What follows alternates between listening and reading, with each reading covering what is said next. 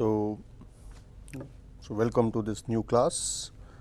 So we will just review the last class in which we discussed first the intrinsic and extrinsic defects, the temperature dependence, and then we looked at what are the possible units for defect concentration.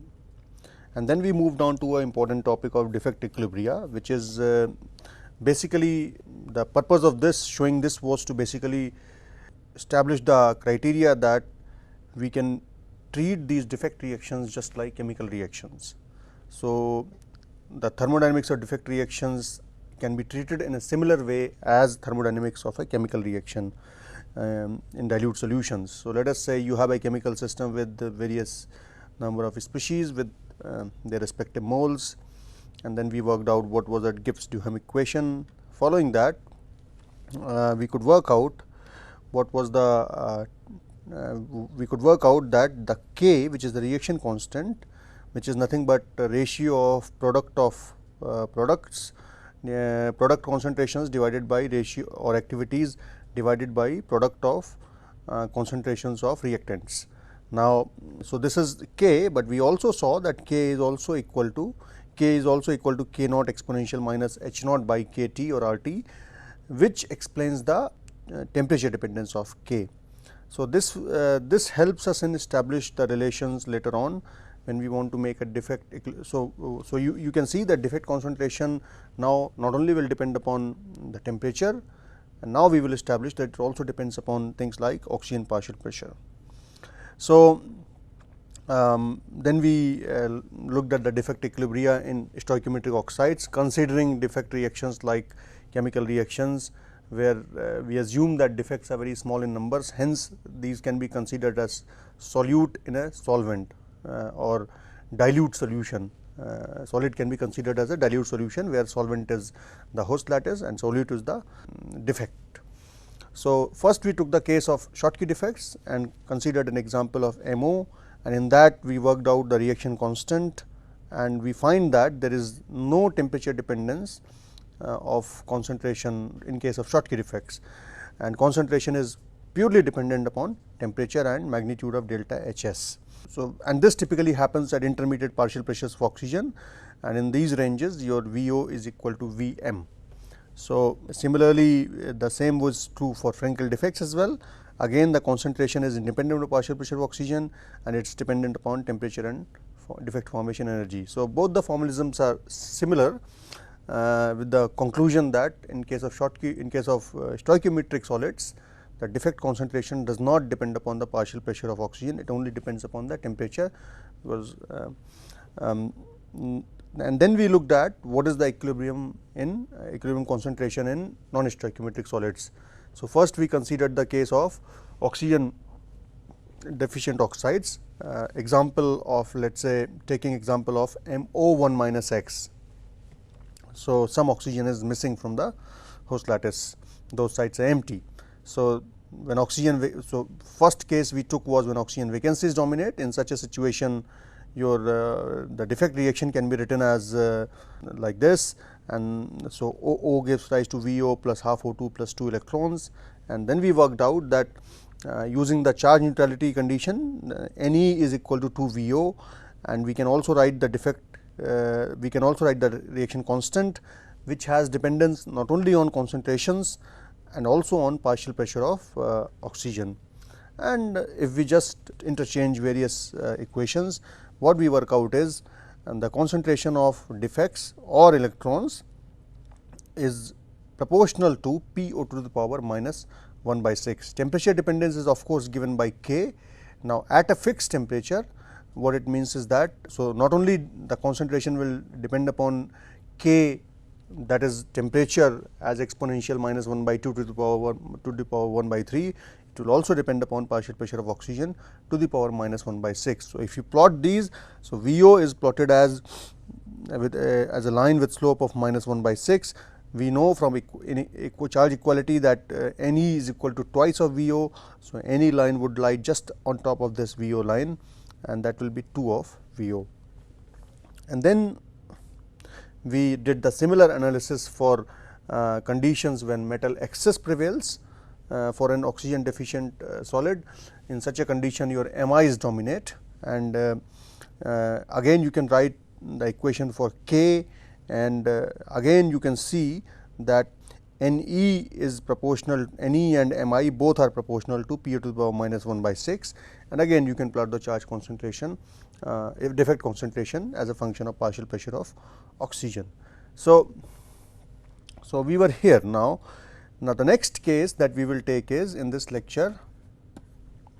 So, the next case now we will take is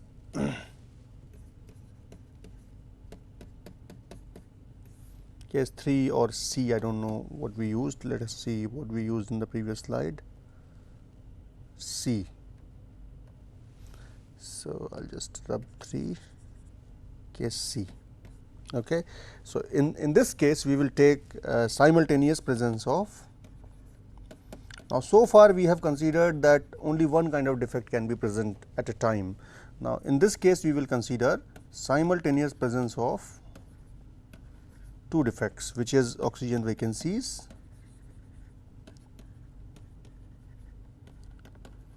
and metal interstitials.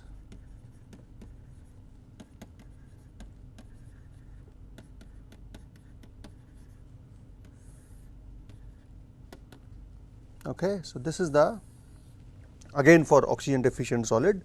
Now, examples of such a scenario, this is a very practical scenario. So, examples of such scenario is oxides like TiO2 or Nb2O5. So, all these oxides show not only oxygen vacancies, but also metal interstitials, and this is simply because metal ion tends to be smaller. Titanium is a smaller cation. So, as a result it tends to go to vacant interstitial sites. Now, so we will take an example of, so consider an oxide, let us say MO2, and this oxide has doubly charged oxygen vacancies, that is VO dot dot, and it has doubly charged metal interstitials, that is Mi dot dot. So, we have not taken completely charged metal interstitials for convenience, and I will explain you what the convenience would be, because if you take this Mi 4 dot, then you may not appreciate the exercise that we are going to do. So, this is the situation. So, for the first scenario, when you have so what is the defect reaction for the formation of these vacancies? So, oxygen at oxygen site goes out, giving rise to two vacancies plus half of oxygen going out, and as a result you create 2 electrons. So, this is the reaction for oxygen going out, or other reaction in case of metal interstitials would be MM plus 2OO, because it is MO2. So, you have Mi metal going to interstitial site, sorry, I will just take, so it is not completely ionized, I will only take 2 electrons. So, compensating that you will have 2 electrons and both the oxygens go out. So, that maintains the site balance. So, this is the situation. Now, let us say that defects are smaller in number as compared to host lattice. We can assume that MM is equal to OO is equal to 1, assuming that it is a dilute solution. So, now we can write the defect reactions for we can write the reaction constant. Now, reaction constant, assuming that MM and O were equal to 1, K1 for the first reaction would be, so I can write this as KVO, let us say. Okay. Just to avoid the confusion, I will just let us go to previous slide. So, this is this is, let us say, reaction 1 and this is reaction 2. So, that makes it better. So, for reaction 1 we can write K1, and K1 will be equal to VO multiplied by PO to the power half multiplied by NE square. Okay. And for reaction 2 we will have K2 which is equal to Mi multiplied by PO2 multiplied by Ne square. Okay. So, these are two expressions that we get. Now, what is the electrical neutrality condition?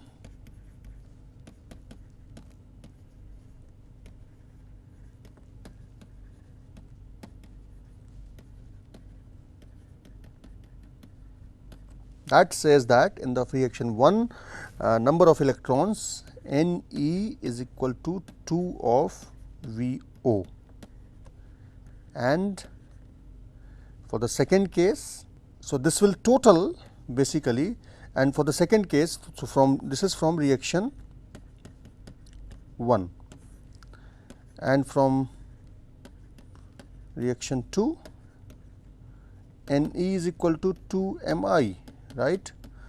So, if both were simultaneously present, then Ne would be equal to 2 VO plus 2 Mi. So, the concentration of Ne would depend upon the total concentration of these two. So, let us say we take two limiting cases. Okay. Limiting case 1. Now, this limiting case 1 is so you can have both VO and Mi in various proportions. So, we are taking two extreme conditions. One condition is when VO is large in quantity, another condition is when Mi is in large quantity. So, we will take first case, which is VO is much larger as compared to Mi in concentration. So, if that is the case, then we of course, the reaction 1 would be more appropriate reaction. So, that gives us the concentration of VO is equal to half Ne is equal to, because from the electrical neutrality condition, in that case, in such a situation, Ne will be equal to 2 VO. Okay. So, VO will be half Ne, which will be equal to your K1, you can work out from this expression, K1 to the power 1 by 3 to the multiplied by PO to the power minus 1 by 6. So, you just go to previous expression. So, this is what you have, K1 is equal to VO PO to the power half Ne square. You replace the expression for Ne, which is equal to 2 VO. So, it will become 4 VO square. So, if you take PO2 on the left hand side and just invert the equation, then it will become VO cube is equal to K1 by 4 multiplied by PO to the power minus 1 by 2. And then you just, so VO cube was equal to that. So, when you want to take for VO, the right hand side will become to the power 1 by 3. So, this is the expression for VO you get here. Okay. Now, what will be the concentration of, now we are saying that VO is very large in number, but still what is the concentration of Mi? So, Mi concentration will still be given by reaction 2, but in that reaction now Ne is governed by concentration of VO. So, Ne is no longer a function of Mi. So, from reaction 2 we know from reaction 2's rate constant or reaction constant or equilibrium constant,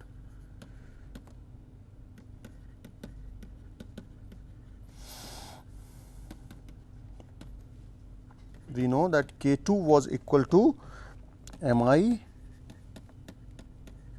into Ne square multiplied by PO2. So, here this so you replace N E is equal to 2 V O, because in this condition N E is not dependent upon M I, it is only dependent upon V O, because V O is much larger than M I. So, now K 2 will become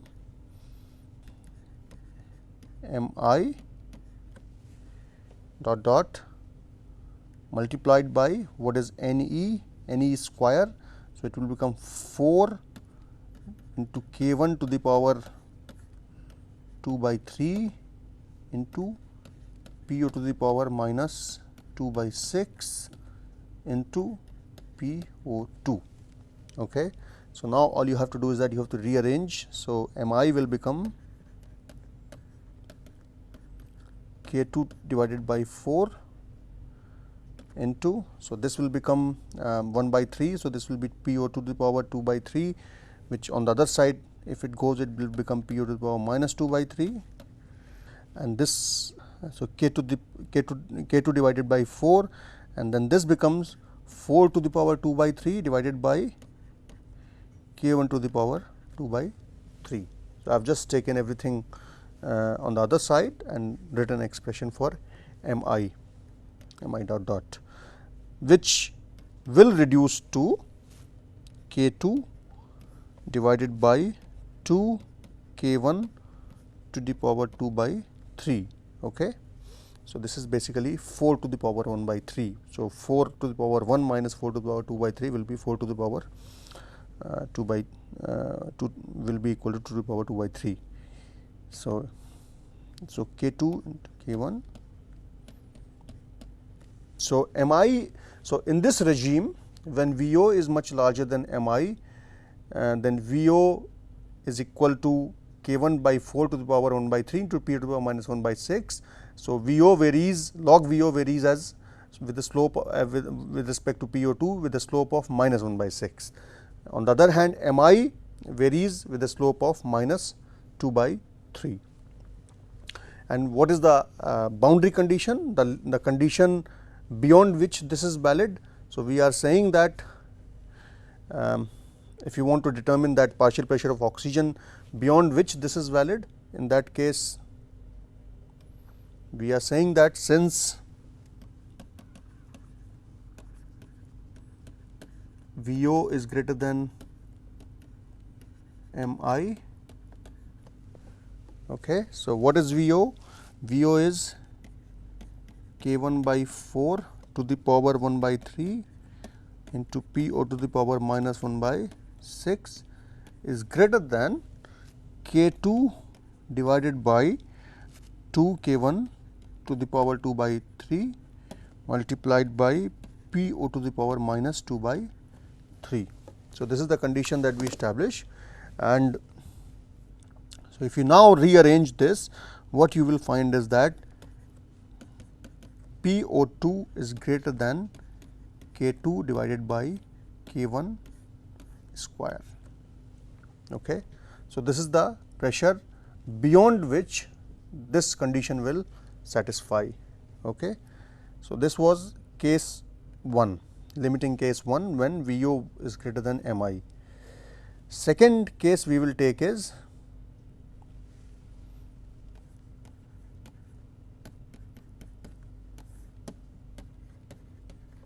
when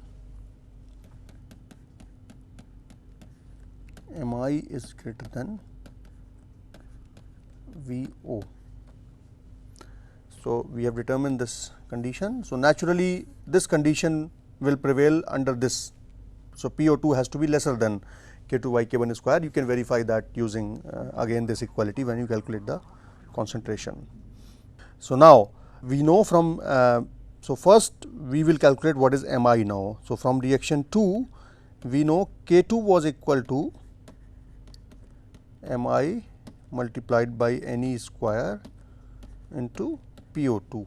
So, M I now will be equal to, and under such a condition N E will be equal to 2 of M I, okay, because it is much more larger than V O. So, M I Mi under such a condition will be equal to half of Ne, which is equal to K2 divided by 4 to the power 1 by 3 into PO to the power minus 1 by 3. This now you can do. I am not going to do the whole exercise. So, all you need to do is that you need to put this expression here and just rework the parameters on either side to work out an expression for Mi in terms of PO2. So, this is one expression, and now for calculating VO, we know that K1 was equal to VO into Ne square multiplied by PO to the power half. And now this Ne now is equal to 2 of Mi. Okay. So, we will just move to next slide.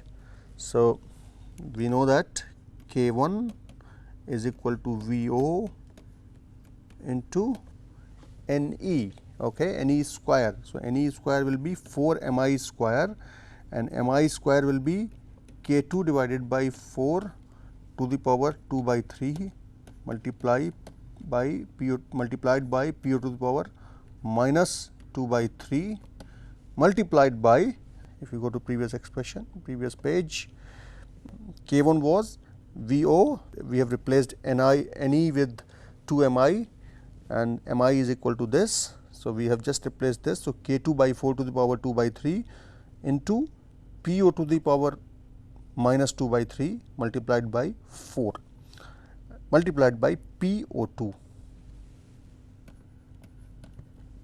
Okay. So, now if you work out the expression for VO in terms of PO2, what you will find is VO is equal to K1 divided by 2 K2 to the power 2 by 3 into PO to the power 1 by 6. So, we can see here that in this regime Mi has a pressure dependence of minus 1 by 3 to the PO to the power minus 1 by 3, and VO has a dependence of PO to the power 1 by 6. So, again now you can calculate the boundary. So, we know that since Mi is larger than VO,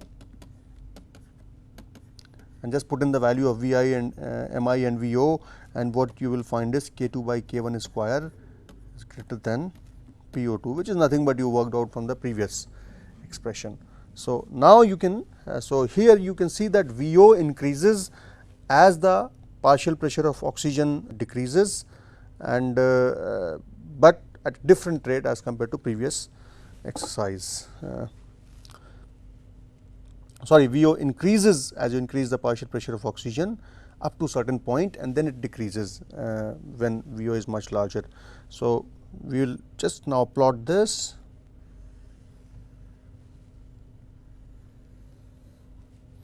So, this is log of any kind of concentration. So, which means concentration will mean your Ne, VO and Mi,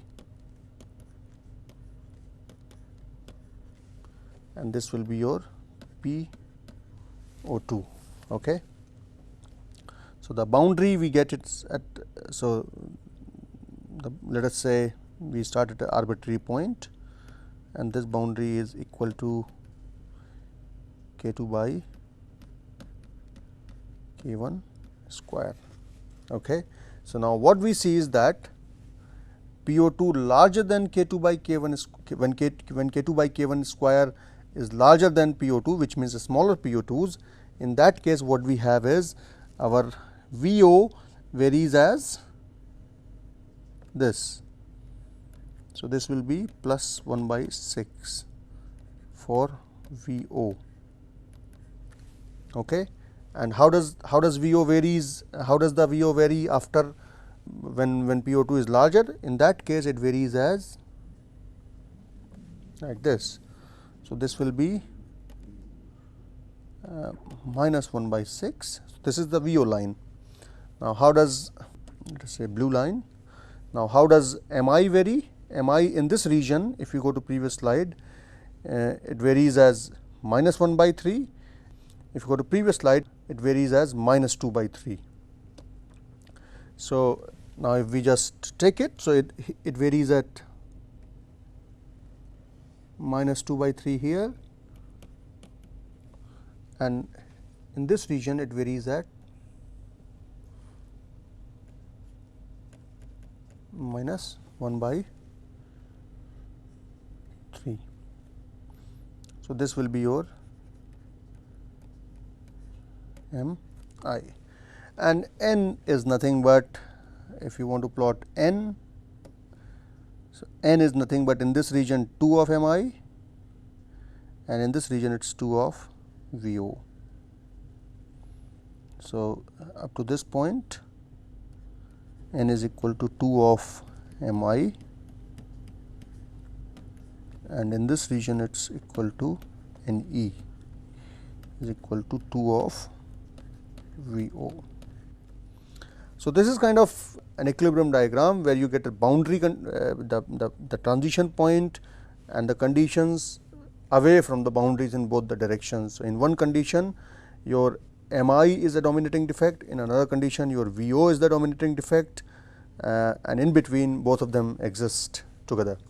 So, basically what it means is that you start drawing the lines from the far off regions and then let them meet at the junction, which is nothing but PO2 is equal to K2 by K1 square. So, I hope this gives you an idea about how to establish these various equilibrium conditions. You can take single defect situation, you can take multi defect situation, and see how they coexist under various conditions of partial pressures of oxygen. So, next we will take into account what is the scenario in case of metal deficient oxide. So far we have considered scenarios of defect, we have worked out the defect equilibria only for stoichiometric only for oxygen deficient oxides and stoichiometric oxides. Now, what is remaining is metal deficient oxides, and we will do it very briefly, because now that you understand the fundamentals of how to work out defect equilibria in case of oxygen deficient oxide, the approach is similar in case of metal deficient oxide. So, we will only take one case in such condition. So, here now let us see how we had the numbering. So, this is case C. So, A, capital A. So, we will take capital B here, and we will take defect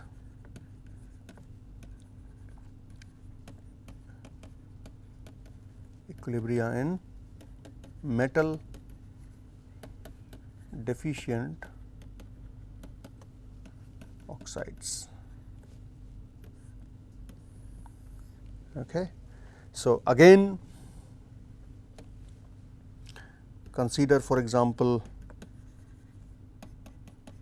MO as model oxide.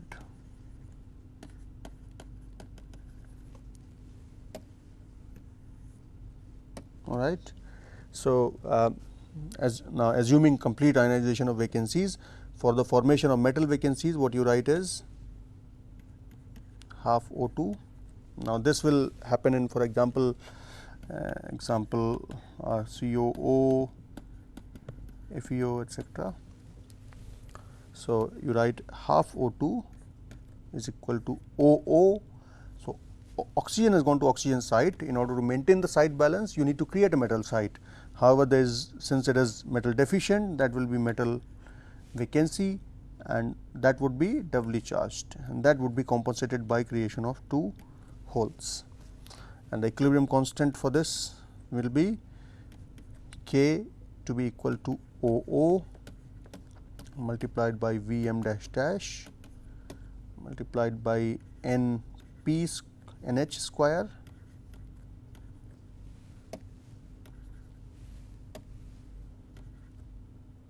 divided by PO to the power half. Now, we know that from electrical neutrality condition, NH is equal to 2 of Vm.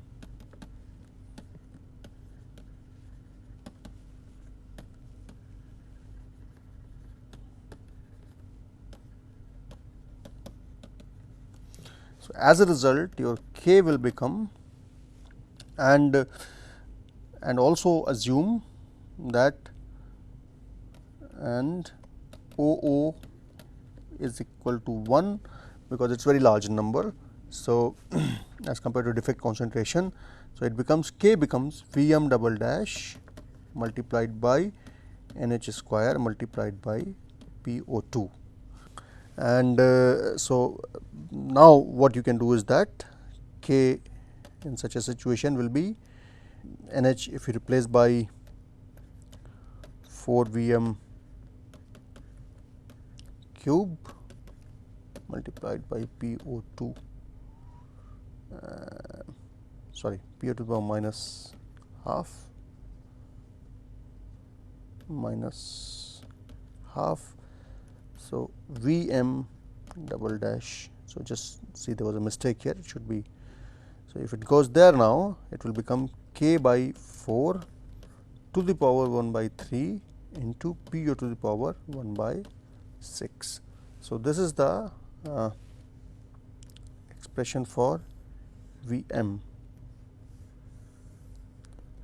and this is also equal to, since NH is equal to 2 V, so this is NH by 2. Okay. So, this is the expression for pressure dependence for whole concentration. So, if you just draw a plot here, the plot would be something like this. So, you have log of concentration and this is PO2. So, if this is your, oops, sorry, the positive slope. So, if this is your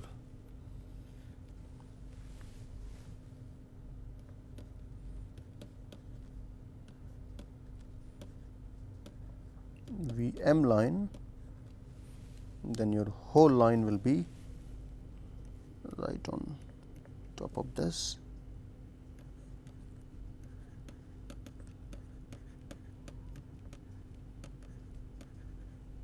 Vm.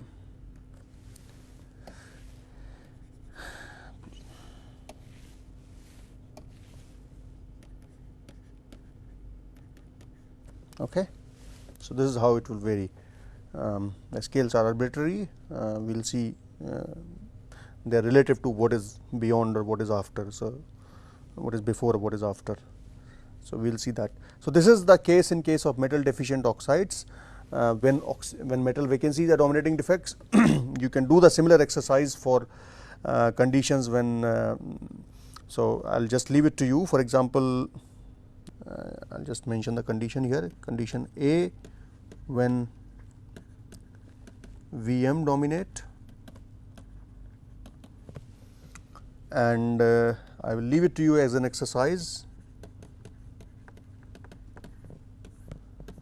Solve it, do the defect criteria calculation for condition 2 when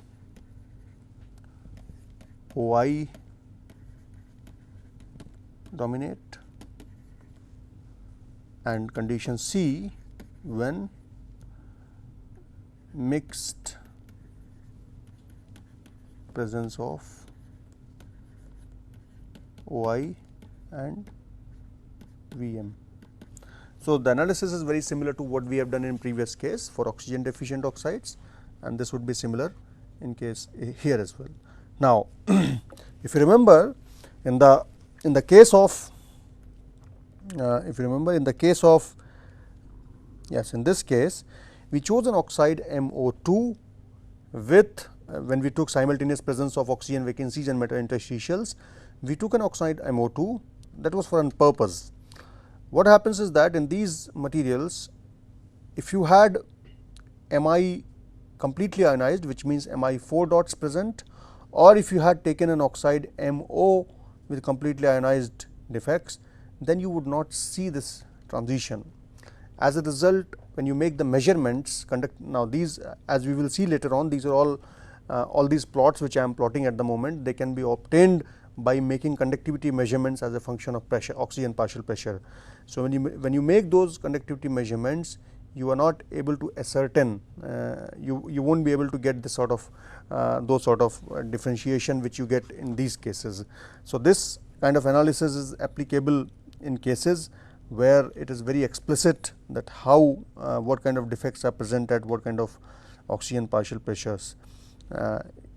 So, just looking from the analysis or the derivation point of view, it is easy to derive it for cases like these, where such as in MO2 you have Mi dot dot etc., but it does not work, the approach, similar approach does not work for instance, if you want to do for MO where both the defects are completely ionized, or even for MO2 where both the defects are completely ionized. So, one has to be careful. If you want to go into details of this, you can go through the book of Parkhofstad, which is non-stoichiometry in oxides, which I have listed in the bibliography. So, but this is a very useful approach. You can see where you can find out the differentiation and where you cannot. So, that you can work out yourself by taking various examples of various oxides. So, now, so this is as an exercise I left it to you. So, basically work out defect equilibria in metal deficient / oxygen excess oxides in under following conditions. Now, the third case in this series would be intrinsic ionization.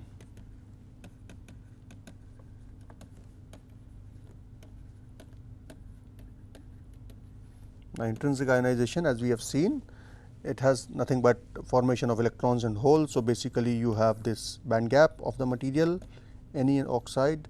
So, the electrons from valence band, so this is your valence band, this is your conduction band. So, electrons from here jump to valence band, gives rise to electron in the conduction band and hole in the valence band. So, this leads to formation of electron hole pair, and the reaction would be null electron and hole, and equilibrium constant for this would be E dot H, and since Ne is equal to NH, Ne is equal to NH will be equal to Ki to the power half. So, you can see in such a condition, when this happens at moderate partial pressures of oxygen, under such conditions you can see that Ne or NH is only dependent upon Ki, which is temperature dependence, as you know, and it is independent of partial pressure of oxygen. So, now what we will do is that so far what we have seen is that we have seen oxides of specific kind. We have considered cases of metal deficient, we have considered the cases of oxygen deficient, we have considered the cases of stoichiometric conditions. Typically, as you can intuitively think that metal deficiency or oxygen excess would tend to occur at higher oxygen pressures, oxygen deficiency would tend to occur at lower oxygen pressures, and intermediate oxygen pressures would determine the stoichiometric condition. Now, what we will do is that we will consider one particular oxide and we will look at the defect equilibria for this particular oxide under three conditions of oxygen partial pressure. Okay. So, basically, so we will consider defect equilibria for an oxide MO, for MO under number 1 low PO2, number 2 high PO2, number 3 moderate or intermediate PO2, which is typically in most cases atmospheric pressure, intermediate PO2. So, this condition would typically determine deficiency of oxygen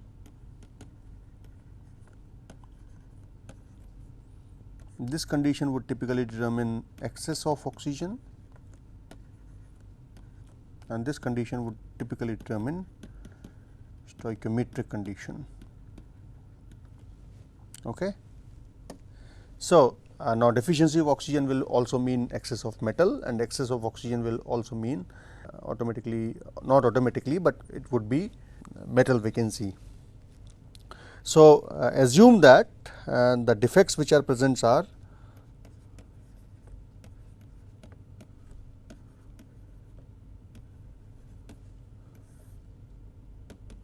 either oxygen vacancies or oxygen interstitials, and let us say both are doubly charged, absolutely completely ionized. Okay.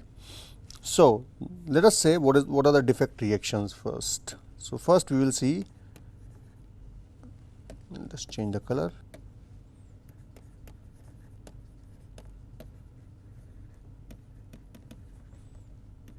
So, defect reactions. So, first we will write for low PO2 case. Okay. So, at low PO2 I am not considering M. So, if this was VO, then you would have complementary defect MI, or you can have VM. So, we are just considering oxygen at the moment. You can consider others as well, but let us not complicate, let us just simplify, otherwise it becomes little complicated. So, just to simplify, we have chosen only one kind of dominating defect in one region. So, at low PO2 the defect reaction would be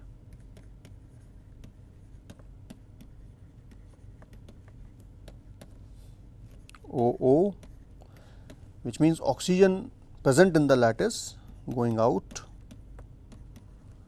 giving rise to oxygen vacancy plus 2 extra electrons. Now, assuming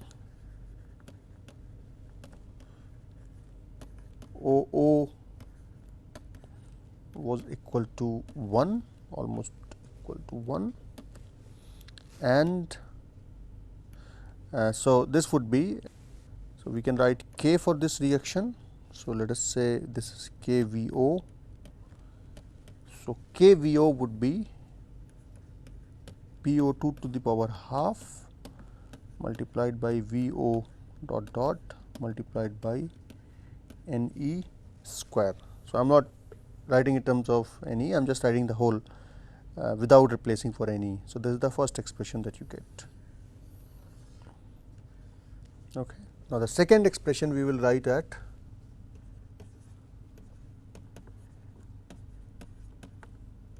high PO2. So, at high PO2 the defect reaction is half O2 is equal to OI plus 2H. Okay. And as a result the reaction constant you can work out as KOI to be equal to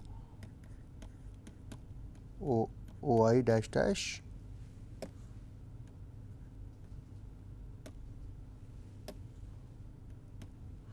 dash dash multiplied by NH square divided by PO to the power half.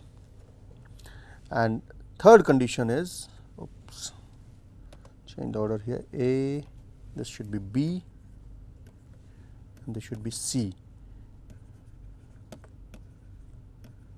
intermediate, what am I writing?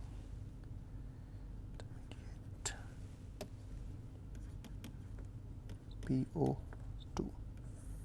So, under intermediate PO2 there are two possible scenarios. Under intermediate scenario is, so number one is intrinsic ionization,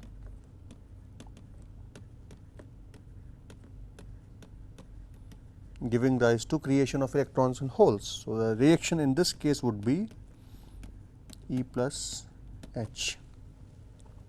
So, under such a condition Ki would be equal to Ne multiplied by Nh, and the second condition that is possible is So, either you can have intrinsic ionization which dominates.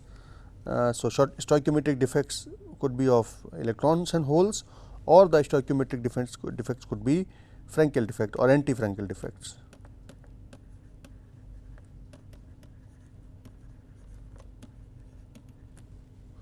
So, the reaction here would be OO is equal to OI plus VO. So, basically what you can see here is the defects that we have considered at higher and lower PO2s, they have to be in accordance with the defects that are going to be presented in stoichiometric conditions as well. So, that you get a continuity in the defect concentration as a pressure function of partial pressure of oxygen. So, you can see that intuitively now if you had chosen Schottky defects here, Schottky defects would give rise to Vm and Vo. So, you would have continuity for a Vo, but Vm would not have. So, either you replace OI here with Vm. So, if you had Schottky defects dominating in that intermediate pressure range, in that case you would have to choose Vm in the higher pressure regime. So, you understand what the logic is. The logic is whatever defects you choose in the intermediate, low and high pressure regions, there has to be continuity in the defect concentration. So, if you choose one particular kind of stoichiometric defect in stoichiometric region, then that particular defect grows or reduces in the concentration at higher or lower pressures. So, that makes sense, and that also makes our life little easier. So, for this reaction we can write Kf is equal to OI multiplied by VO, and so from these 4 expressions for, so this is let us say 1, this let us say is 2, this let us say is 3, and this let us say is 4. So, if you combine these expressions, combining above expressions gives us Kf multiplied by Ki square is equal to Kvo multiplied by Koi. Just a second, should be in sub.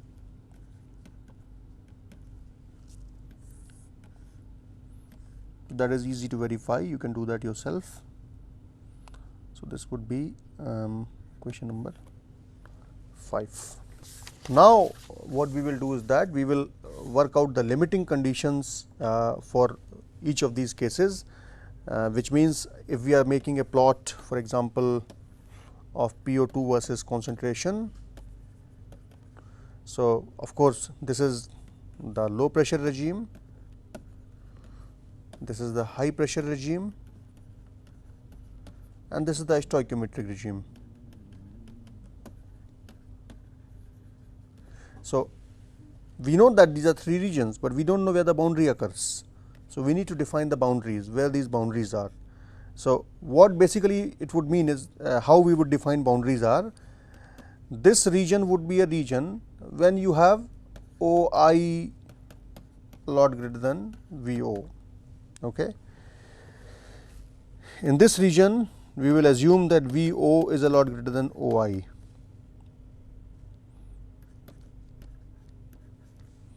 And in this region, we would assume either intrinsic ionization or anti-Frankel defects. We will take both the cases, which one each of domination of each of these, and we will see how these concentrations then vary as a function of partial pressure of oxygen and which defects dominate in which region. So, we will finish here. We will take these limiting conditions in the next class, followed by we will calculate the concentrations of defects in each of these regions based on these limiting conditions, and then we will draw the plots of concentration of defects versus partial pressure of oxygen, which are also called as Brewers diagram. These are very important diagrams, because at any given temperature you can see what the defect concentration versus partial pressure of oxygen is going to look like, and these plots also replicate when you measure electrical conductivity versus temperature. You do not know the relation of electrical conductivity with respect of, to partial pressure of oxygen or concentration yet, but as we will see later on that these plots are very useful to know, because you get the similar plots by plotting DC conductivity versus partial pressure of oxygen as at a given temperature. So, we will do this all this in next class, and then we will move on to next topics after this. Thank you.